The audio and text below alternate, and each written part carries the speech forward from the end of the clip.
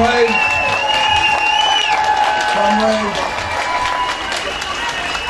you have done me a great honour in inviting me to come to this huge demonstration, and it's important that everybody who comes understands exactly what it is about. It is about the resistance and the cuts the government are making, which are designed to destroy many of the gains that the labour movement itself has succeeded in achieving over the years. If you actually look at what democracy did, and the labour movement that struggled for trade union rights and for the rights for men to vote and for the women to vote, those powers of election allowed people who didn't have money to vote with their vote for the things they needed, and those are what we call the public services. And the public services represent all local government, the National Health Service, the welfare state, and these are the things the government is now trying to destroy in the interest, they say, of reducing the deficit. Well, let's be clear about it. Why are we in an economic mess? This was not produced by working people. It was the bankers lending money they didn't have to people who couldn't afford to pay it back, and the government stepped in because you couldn't allow the banks to go bust, and now they're trying to get the money back from working people by cutting their benefits, cutting their wages, cutting their services, and this march today is an indication of the fact that we will not accept it. And we will not allow it to happen.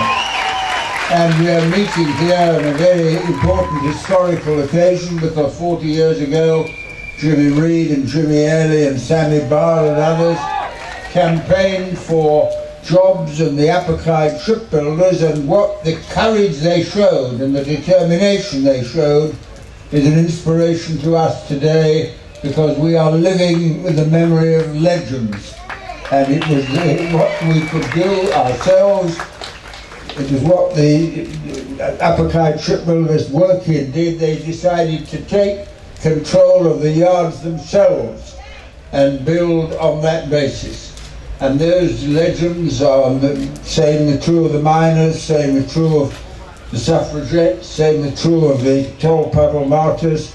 Those legendary figures gave us what we have, and we are not prepared to see those gains taken away.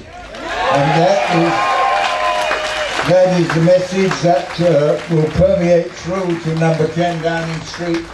And I never remember, and I'm an old man now, I never remember so much anger against what the present government is doing.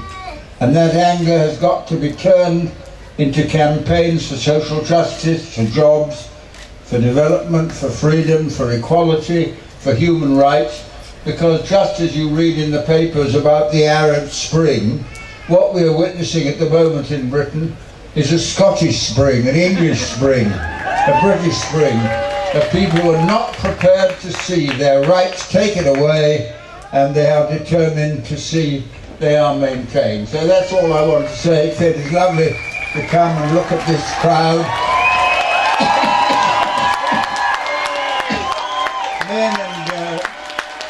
Men and women representing trade unions and community groups, men and women, a lot of young people, a lot of children, and this is the greatest asset we have of the people of this country. And the labour movement and socialism is about justifying their right to exist in dignity. And that is what we are about today, and that is why I believe we will win if we show the same determination that was shown by the Upper Clyde shipbuilders 40 years ago. Comrades, good luck. I think we're going to win.